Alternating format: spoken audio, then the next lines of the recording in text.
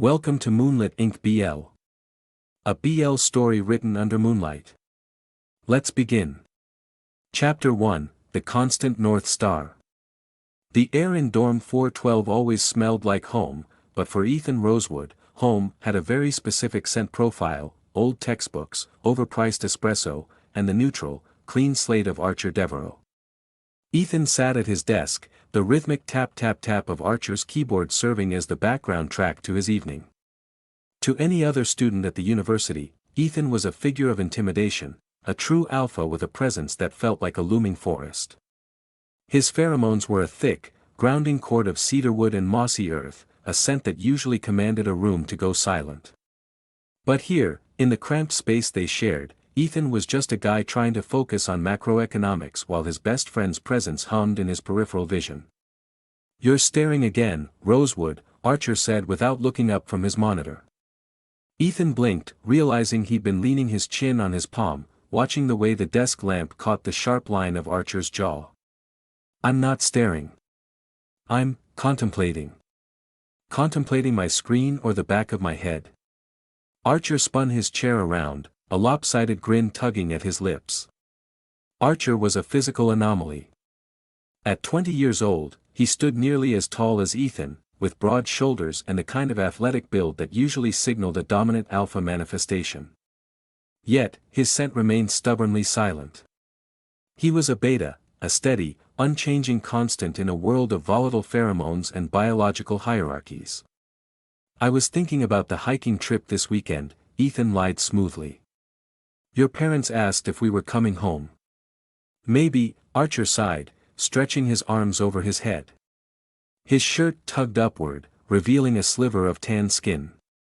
"My mom probably just wants to check if I've finally blossomed into something. She still thinks I'm a late bloomer." Ethan felt a strange, familiar pang in his chest. When Ethan had manifested at 13, the world had shifted. He'd grown 6 inches in a year, his voice had dropped to a tectonic rumble, and suddenly, everyone looked at him with either fear or desire. But Archer had stayed by his side, unimpressed by Ethan's new status. Archer had been the anchor that kept Ethan from being swept away by his own aggressive instincts. "It's better this way," Ethan thought, his inner alpha purring at the proximity of his friend. "No heats, no ruts to navigate between us. Just us. You don't need to blossom into anything, Arch," Ethan said, his voice dropping an octave, infused with a sincerity that made Archer pause. "You're fine exactly as you are." Archer's eyes softened, that deep chocolate brown lingering on Ethan's for a second too long. "Yeah. Easy for the guy who smells like a literal forest to say." He laughed it off, but there was a flicker of something, frustration, longing, in the set of his shoulders. "Sometimes I feel like I'm living in a different world than you, Ethan. Like I'm watching a movie everyone else is starring in." Ethan stood up, crossing the small gap between their beds. He placed a heavy hand on Archer's shoulder, his cedarwood scent flaring slightly in a gesture of comfort. "We're in the same world. I'll make sure of it." Archer looked up, and for a fleeting moment, Ethan smelled something different. It was faint, a ghostly trail of something sweet, like a berry crushed underfoot. He leaned in instinctively, his nostrils flaring as he sought the source. "Ethan."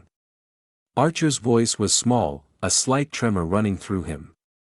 "What is it?" Ethan shook his head, the scent vanishing as quickly as it had appeared, replaced by the smell of Archer's laundry detergent. "Nothing.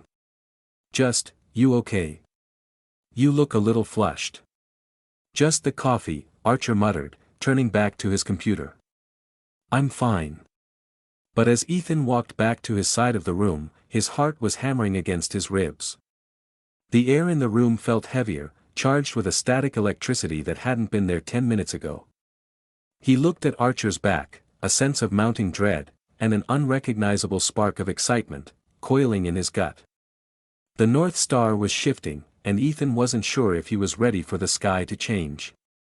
Chapter 2, The Scent of Strawberries and Static.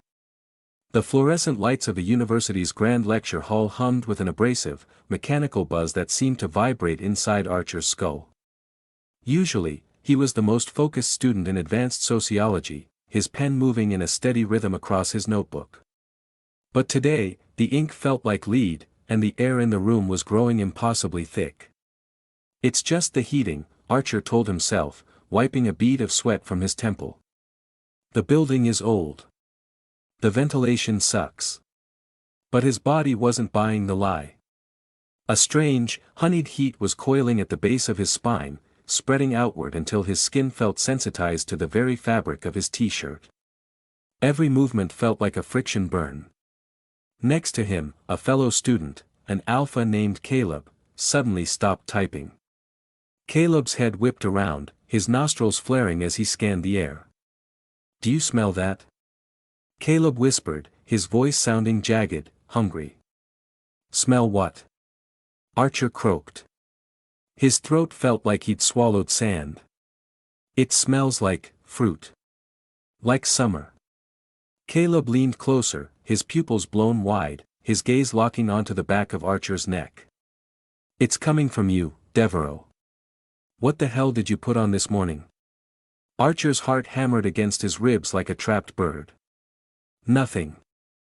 "Leave it, Caleb." But it was too late. The dam was breaking. Inside Archer, something that had been dormant for 20 years finally snapped its eyes open. It wasn't a slow transition, it was a violent, biological upheaval. A wave of dizziness crashed over him, and suddenly, the neutral, beta, scent he'd worn like armor was stripped away. In its place, a scent exploded, vibrant, succulent strawberries and the creamy, intoxicating warmth of pure vanilla. It was a beacon. A siren song. "I'm an Omega." The thought hit him with the force of a physical blow.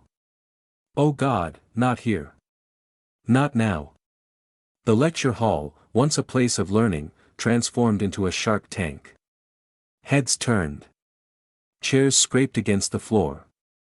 The low, guttural growls of alphas began to ripple through the room as their instincts reacted to the sudden appearance of an unbonded, unclaimed Omega in their midst. "Archer." Caleb's voice was no longer friendly. It was predatory. He reached out a hand, his fingers twitching. Archer scrambled to his feet, his knees buckling. "Stay back," he gasped, but his voice lacked the alpha-like authority he'd spent years cultivating. It sounded soft. Yielding. He stumbled toward the exit, his vision blurring. Every breath he took felt like he was inhaling his own sweetness, a scent that felt like an invitation he never meant to send. He hit the heavy oak doors of the lecture hall, bursting into the hallway, but the alphas were already following. He could hear their heavy footsteps, the sharp intake of breath as they tracked his trail. "Hey! Where are you going, little Omega?" a voice called out, a stranger, an alpha from the hallway who had caught the drift. Archer's back hit the lockers. He was trapped. The world was spinning, his body temperature skyrocketing as the first stage of the awakening, the preheat, took hold. He closed his eyes, bracing for a hand to grab him, for a scent to overwhelm him. Then, the air changed. The sweet strawberry scent was suddenly cut through by a sharp, commanding roar of cedarwood and deep, musky forest. It was cold, dark, and terrifyingly powerful. "Back. Off." The voice didn't just speak, it vibrated through the floorboards. Archer opened his eyes to see a wall of black fabric and broad shoulders. Ethan. Ethan Rosewood stood like a guardian deity, his alpha presence flared to its absolute limit. His eyes, usually a calm forest green, were glowing with a feral, protective light. The alphas who had been closing in recoiled, their ears ringing from the sheer volume of Ethan's silent command. This wasn't just an alpha defending a student, this was a predator claiming his territory. "He's a beta, Rosewood. Why do you care?" Caleb snarled, though he was already backing away. "Look at him," Ethan growled, his hand reaching back to find Archer's wrist, his touch searing hot. "Does he smell like a beta to you?" The hallway went silent as the realization sank in. The beta Archer Deveraux was gone. Ethan didn't wait for a response. He turned, scooping Archer up into his arms as if he weighed nothing. Archer instinctively tucked his face into the crook of Ethan's neck, inhaling the cedarwood like it was oxygen.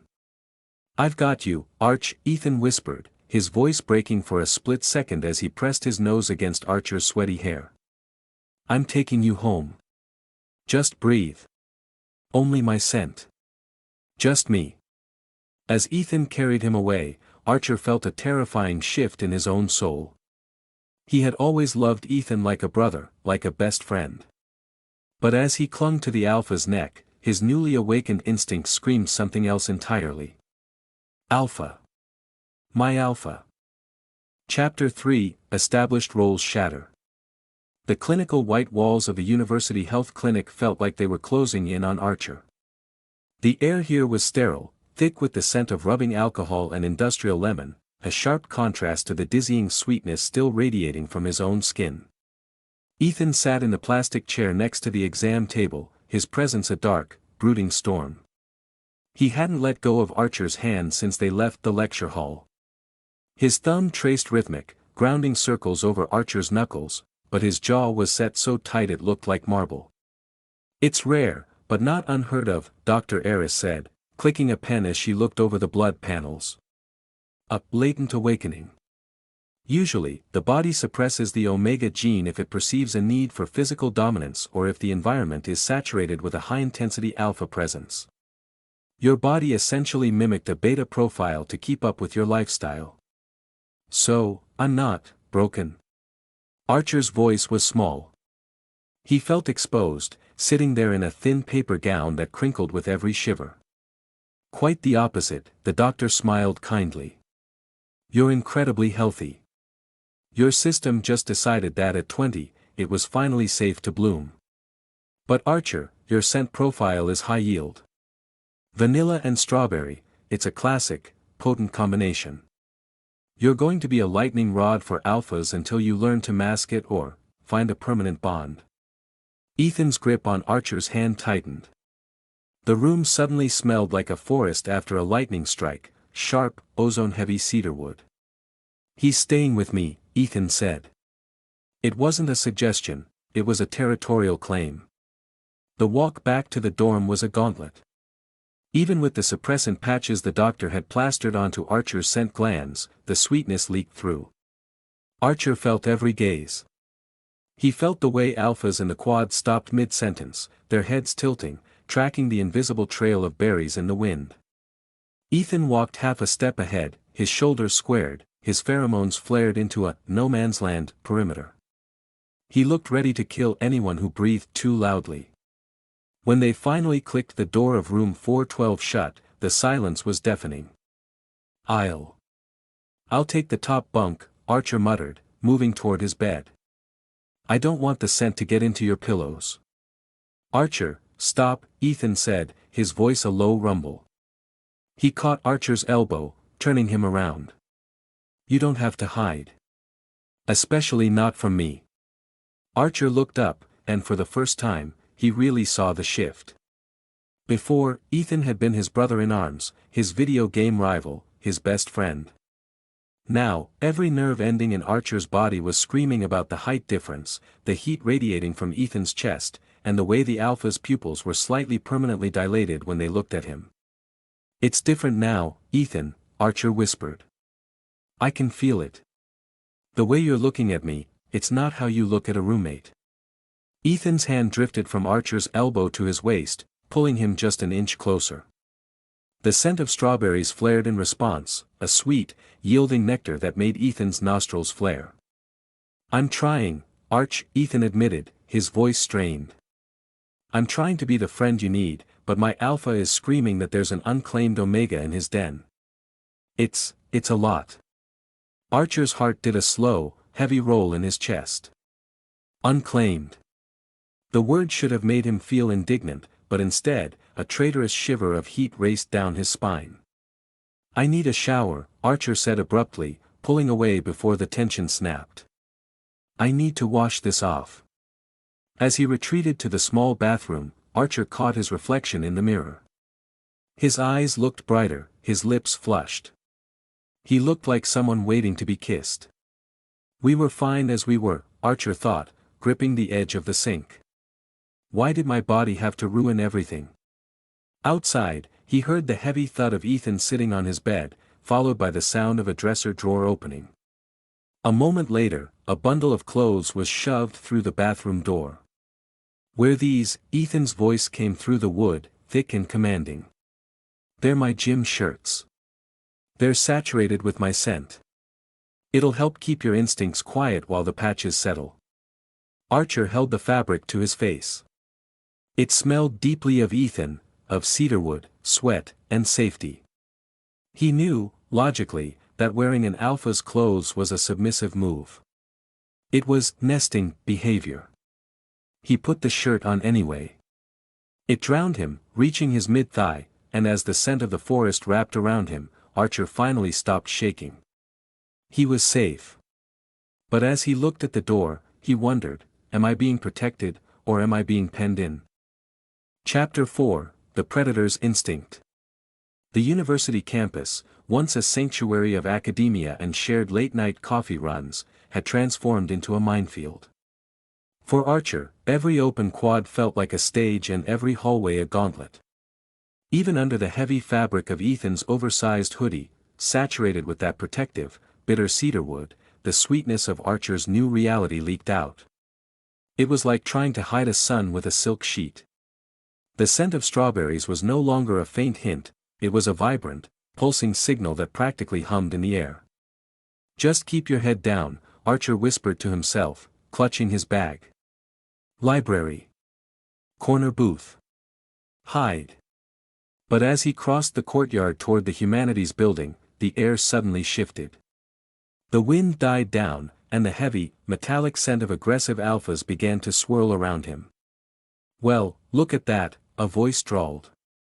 It was Marcus, a senior alpha on the rugby team, flanked by two others. They didn't just walk toward Archer, they prowled, cutting off his path to the library stairs. The beta legend was a lie all along. "You've been hiding a very pretty omega under all that muscle, haven't you, Deveraux?" Archer straightened his shoulders, trying to tap into the physical dominance he'd relied on for 20 years. "Move, Marcus. I have a seminar." "You smell like you're about to go into heat, not a seminar," Marcus countered, stepping into Archer's personal space. He leaned in, his nostrils flaring as he brazenly caught the scent at Archer's throat. "And you're wearing rosewood scent. Is he claiming you? Because I don't see a mark on that neck yet." The other two alphas chuckled, a low, guttural sound that made the hair on Archer's arm stand up. His instincts, new, raw, and terrifying, were screaming at him to run, to hide, to find his alpha. "I am not a victim," Archer fought back internally. "I am the same person I was last week." But his knees felt like water. "Ethan is my roommate. Get out of my way." "Roommates don't sensoak each other like this unless they're marking territory," Marcus sneered, reaching out a hand to grab Archer's chin. "Maybe you need a choice. A late bloomer like you shouldn't settle for the first alpha he sees just because he's scared." The hand never reached Archer. A blur of dark movement slammed into Marcus, sending the larger alpha staggering back 3 feet. The air in the courtyard didn't just change, it died. A suffocating, crushing weight of cedarwood and ancient, dark forest dropped over the area like a lead curtain. Ethan was there. He didn't look like the friend who helped Archer with his laundry or shared pizza at 2 a.m. He looked like a nightmare. His eyes were dark, nearly black, and a low, continuous vibration was coming from his chest, a warning growl so deep it was felt rather than heard. "Touch him," Ethan said, his voice a jagged edge of pure alpha authority, "and I will tear your throat out." The two lackeys immediately looked at the ground, their own instincts forcing them into a submissive posture against a true alpha's wrath. Marcus, however, bared his teeth. "He's not marked, Rosewood. You can't hoard an omega like him in a dorm room forever." Ethan stepped forward, his body shielding Archer completely. He didn't use words this time. He released a wave of pheromones so aggressive, so territorial, that even the beta students 50 yards away stopped and looked over in fear. It was the scent of a predator who had just found someone touching his kill, or his heart. "He is mine," Ethan hissed, the words slipping out before he could filter them. "Every inch of him. If you even look at him again, I'll make sure you're expelled, or worse." The threat was enough. Marcus and his crew retreated, grumbling but defeated by the sheer intensity of Ethan's dominance. Ethan turned to Archer, his movements jerky and unrefined. He grabbed Archer's shoulders, his hands trembling. "Are you okay? Did they touch you? Tell me they didn't touch you." Archer stared at him, his heart racing. He felt a terrifying cocktail of emotions, relief, yes, but also a burgeoning, primal attraction to the sheer power Ethan had just displayed. The way Ethan had said, "He is mine," was echoing in Archer's head, over and over. "I'm fine, Ethan," Archer breathed, but his voice was shaky. You were terrifying." Ethan's expression broke, the feral alpha receding to reveal the worried friend. He pulled Archer into a crushing hug right there in the middle of the courtyard. He buried his face in Archer's neck, inhaling the strawberries and vanilla as if he were starving. "I can't let you out of my sight," Ethan whispered into his skin. "I thought I could handle this, Archer. I thought I could be patient. But seeing them near you, I felt like I was losing my mind." Archer clung to Ethan's jacket, his head spinning. The lines were blurring. The family he thought they were was dissolving, replaced by a raw, magnetic pull that threatened to consume them both. "He's becoming a predator," Archer realized with a shiver of both fear and longing. "And I'm becoming the only thing he wants to catch." Chapter 5, The Rut Complication. The air in room 412 had turned into a physical weight. It was no longer just a dormitory, it was a pressure cooker of biological imperative.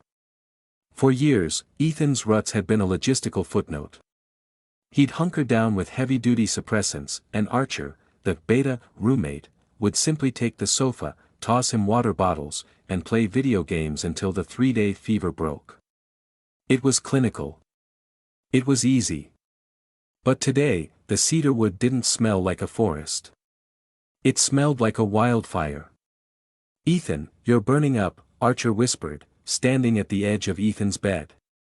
He held a damp cloth, but his hands were shaking so hard the water dripped onto the floor. Ethan was a mess of tangled sheets and sweat. His skin was flushed a deep, angry red, and his muscles were locked in a state of constant, agonizing tension. Every time he breathed, a low, vibrating growl rumbled in his chest, a sound Archer had never heard directed toward him. "Go away, Arch," Ethan managed to choke out, his eyes squeezed shut. "Go to the hotel. Now. I'm not leaving you like this." "You can barely breathe," Archer argued, leaning in to press the cool cloth to Ethan's forehead. The moment his skin touched Ethan's, the world tilted. The scent of strawberries and vanilla, usually a soft hum, suddenly screamed. Archer's newly awakened omega biology reacted to the alpha's distress like a lock finding its key. His own body temperature spiked in sympathy, his core aching with a sudden, hollow longing that made his knees weak. Ethan's eyes snapped open. They weren't green anymore. They were a dark, predatory gold. "I told you," Ethan rasped, his voice dropping to a gravelly, hypnotic register. "I can't control it. Your scent, Archer. It's everywhere. It's all I can taste." "It's just biology, Ethan," Archer tried to reason, though his own heart was thundering against his ribs. "We're friends. We've been friends since we were kids. Just focus on my voice." "I can't hear your voice over the sound of your blood," Ethan groaned, sitting up with a sudden, violent grace.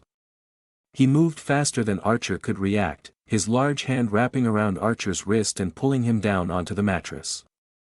Archer gasped, his chest hitting Ethan's burning torso. The contact was electric. It felt like every nerve ending in Archer's body was being plugged into a power grid. The cedarwood was suffocating now, wrapping around the vanilla and strawberries, trying to crush the sweetness into submission. "Ethan, stop. I've wanted you for years," Ethan confessed, his face inches from Archer's, his breath hot against his lips. "When I thought you were a beta, I told myself it didn't matter. I'd just stay by your side forever. But now you smell like mine. You smell like the other half of my soul, and I'm dying, Archer. I'm literally dying for a taste."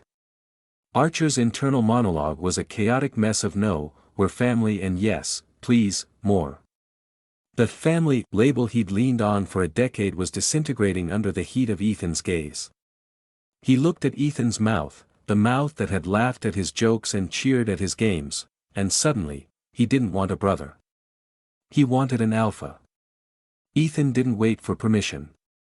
He leaned in, his lips crashing against Archer's in a kiss that was anything but friendly. It was a claim. It was desperate, messy, and fueled by years of repressed longing and the raw, unfiltered power of the rut.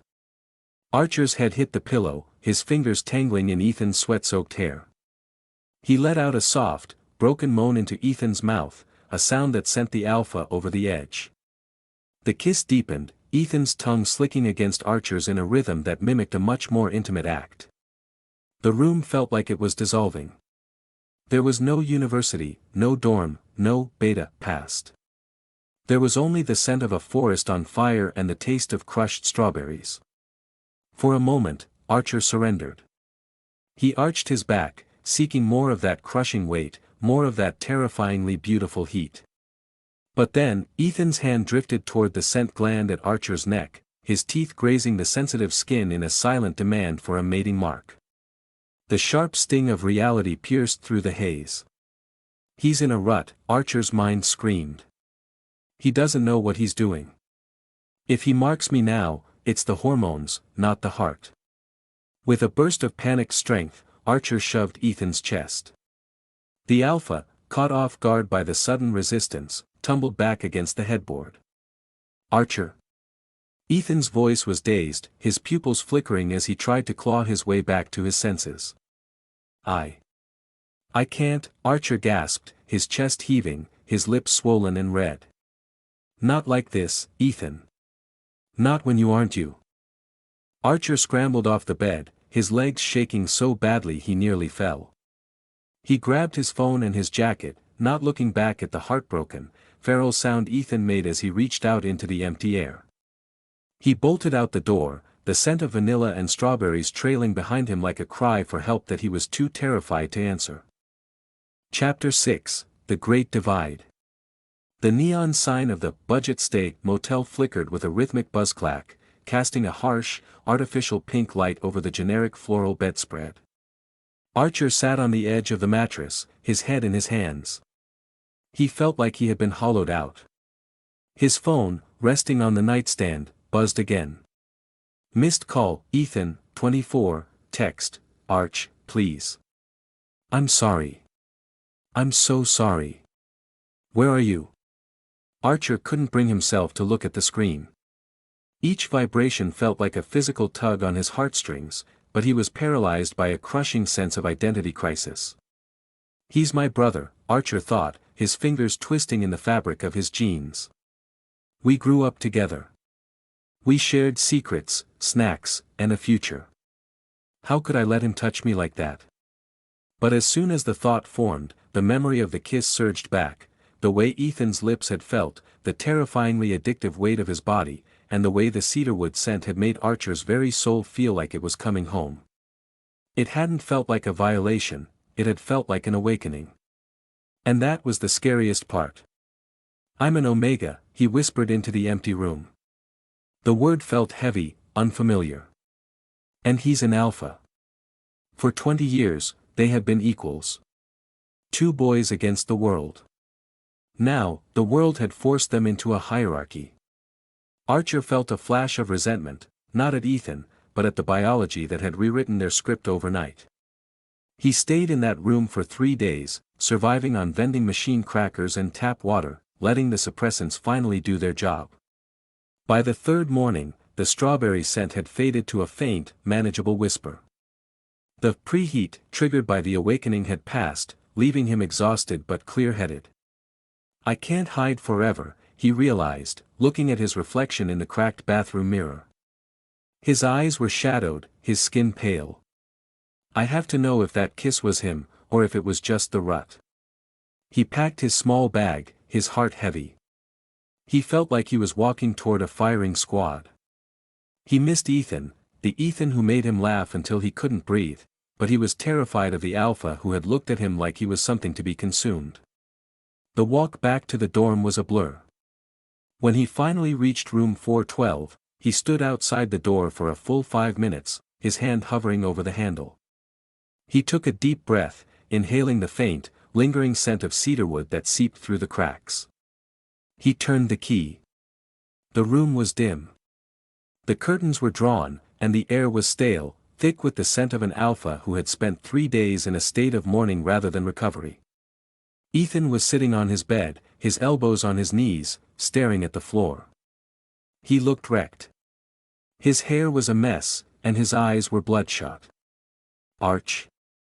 Ethan's voice was a broken rasp. He stood up slowly, as if he were afraid Archer would vanish if he moved too fast. You're back. I'm back, Archer said, staying by the door. I thought you weren't coming back, Ethan said, his voice trembling. I thought I'd ruined it. I thought I'd lost my best friend because I couldn't keep my instincts in check. Archer looked at him, seeing the raw vulnerability in the alpha's posture. Ethan, we need to talk. About what happened. About what we are now.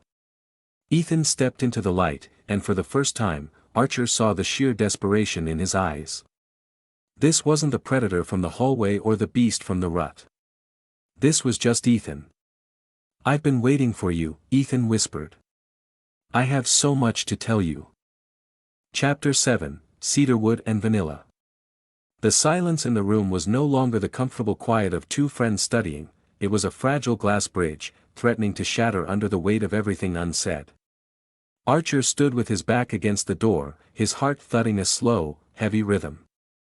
Ethan remained a few feet away, looking as though he'd been carved out of shadow. The scent of the room had changed, the aggressive, fiery, rut scent was gone, replaced by a low, morning cedarwood that smelled like rain-dampened earth. I didn't think you'd come back, Ethan said again, his voice cracking. I went to the hotel. 3 different ones.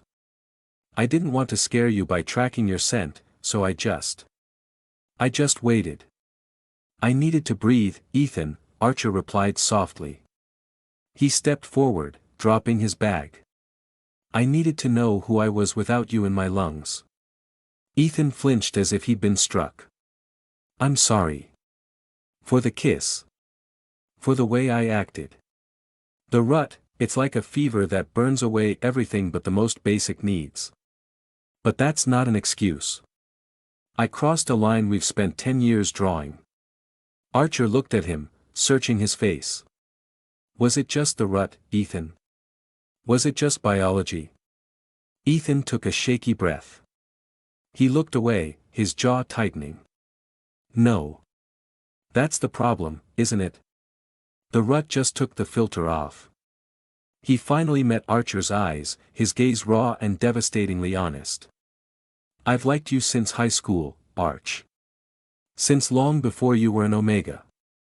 Back when you were just the stubborn beta who could outrun me on the track and make me laugh at 3 a.m. Archer's breath hitched. High school. All those years of shared movies, gym sessions, and late-night talks flashed through his mind in a new light. Every time Ethan had been overprotective, every time he'd stayed single despite the alphas and omegas throwing themselves at him, it wasn't just because they were best friends. I was happy just being your roommate, Ethan continued, his voice dropping. I was content to have you near me, even if I couldn't touch you like that. But then you manifested. And suddenly, the whole world could smell how incredible you are. My alpha, it went feral. Not because I wanted an omega, but because I was terrified someone else would realize you were the omega before I could tell you how I felt.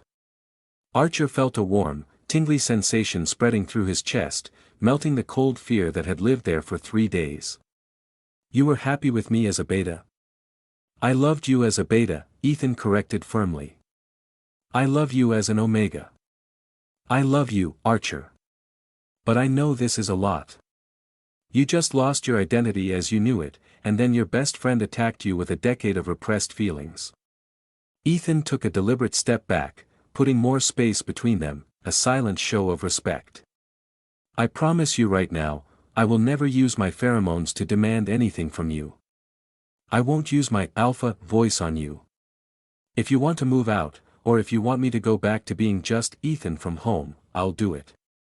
I'll suppress everything if it means I don't lose you. Archer looked at Ethan, really looked at him. He saw the alpha who had protected him in the hallway, but he also saw the boy who had shared his umbrella in the 10th grade. He realized then that his own confusion wasn't because he didn't love Ethan, it was because he was scared that their love had become a biological requirement rather than a choice. But seeing Ethan standing there, willing to crush his own instincts just to keep Archer comfortable, made the choice clear. You're an idiot, Rosewood, Archer whispered, a small, watery smile breaking through. Ethan blinked, confused. What? You think I stayed for 10 years just because we were family? Archer stepped into Ethan's space, closing the gap the alpha had tried so hard to maintain. I felt it too. The difference. I didn't have the words for it because I didn't have the biology for it. But when you kissed me, it wasn't the hormones that made me kiss you back. It was me. Archer reached out, his hand trembling slightly as he rested it on Ethan's chest, right over his racing heart. Don't suppress yourself, Ethan. I don't want a beta version of you. I want you. The tension snapped. Ethan let out a ragged sob of relief, pulling Archer into a hug that wasn't predatory or territorial, it was a homecoming. He buried his face in Archer's neck, inhaling the sweet, calm scent of vanilla and strawberries.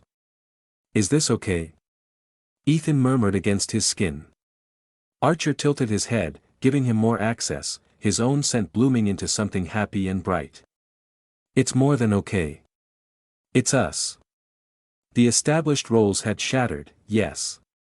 But as they stood together in the quiet dorm room, the cedarwood and vanilla finally began to blend, creating a new scent entirely, the scent of a bond that was chosen long before it was fated. Epilogue, the scent of a new normal. 3 months later, the air in room 412 had finally settled into a perfect, permanent equilibrium. The frantic, sharp edges of the awakening had smoothed out, replaced by the comfortable hum of a life synchronized. Ethan sat on his bed, a heavy law textbook propped open against his knees, but his eyes weren't on the fine print.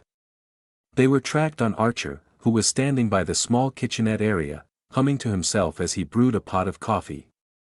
The physical changes in Archer were subtle but undeniable.